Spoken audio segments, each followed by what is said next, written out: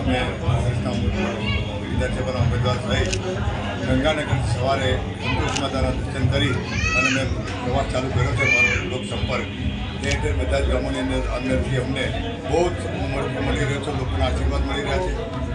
ત્યાંથી અમે નાની શેરથી મોટી શેરથી પાઠ સૌ ગામોની અંદર અમે લોકસંપર્ક કર્યો. બધી જ જગ્યાએથી અમને મોટી સંખ્યામાં લોકોએ આશીર્વાદ અને લોકસભાના ઉમેદવાર અને વિધાનસભાના ઉમેદવારની જંગી બહુમતી છે જે અમને આશા.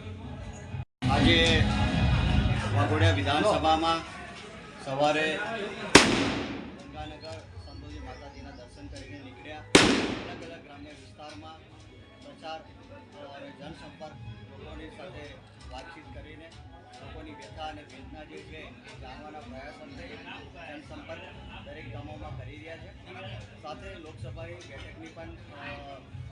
બેઠક માટે પણ લોકો પાસે જે આટલા વર્ષોથી સતત છેલ્લા 28 વર્ષથી આ બેઠક ભારતીય જનતા પાર્ટી પાસે રહી છે. તેમ છતાં જે કેન્દ્ર અને રાજ્ય પાસેથી જે કામો લાવવાના હોય એ કામો લાવવામાં કંઈક અંશે સફળ અહીંના સત્તાધીશો રહ્યા નથી. ત્યારે લોકસભા બેઠક આ વખતે પરિવર્તન કરવા જઈ રહી છે અને લોકસભાની બેઠક સાથે સાથે વાઘોડિયા વિધાનસભા પણ આ વખતે કોંગ્રેસની જીત થવાની છે.